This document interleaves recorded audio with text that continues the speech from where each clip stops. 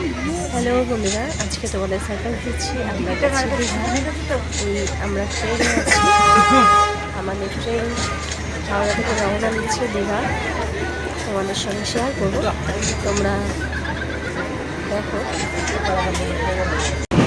আজকে সকালবেলা বেরিয়েছি, অনেক ঠান্ডা, তাই তোমাদেরকে দেখাচ্ছি। দেখো যে কতটা ঠান্ডা, বাইরে কি আবহাওয়াটা দেখো কেমন লাগছে। দেখো বাইরে কি ঠান্ডা আবহাওয়া, তার মধ্যে রোদ উঠেছে, কত সুন্দর লাগছে। ট্রেনটা যাচ্ছে, একটা গ্রাম্য পরিবেশ, একটা আলাদাই লাগে দেখতে। বন্ধুরা, দীর্ঘ 3 ঘন্টা অপেক্ষার পর আমরা চলে আসলাম দীঘা। সবাই নেমেছে।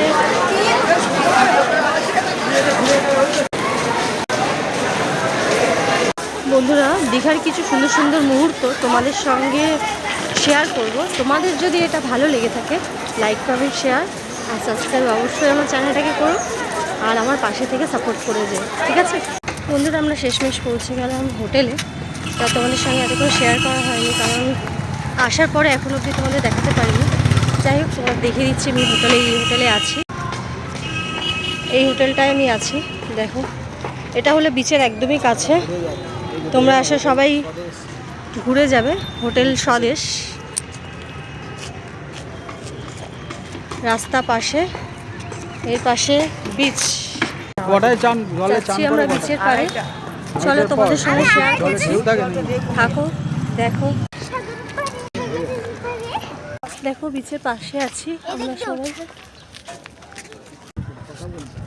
দেখো সমুদ্রের পাড়, এটা চলে এসেছি সমুদ্রের পাড়ে আমরা। দেখো কি তাড়াতাড়ি আজকে জলটা অনেক দূরে চলে গেছে, যাতে এখন আর নিচে নামতে পারি।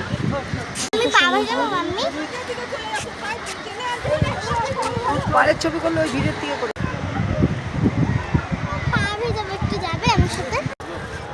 এসে গেছি। আমি বালিতে নেবে, আমি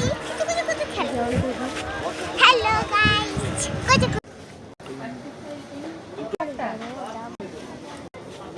দীঘার জগন্নাথ মন্দির দেখতে। জগন্নাথ ঘাটটা ফার্স্ট টাইম তোমাদের আমরা দেখ। এটা হলো জগন্নাথ মন্দিরের ঘাট। জগন্নাথ মন্দিরের এই রাস্তাটাও তোমাদেরকে দেখাচ্ছি, দেখ।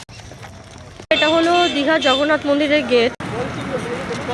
আমরা চলে এসেছি জগন্নাথ মন্দির।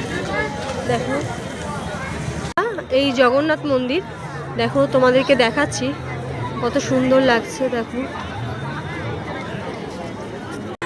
জগন্নাথ মন্দিরে ঢুকছি আমরা। বন্ধুরা, এই মন্দিরের ভেতরে ঢুকে গেছি। মন্দির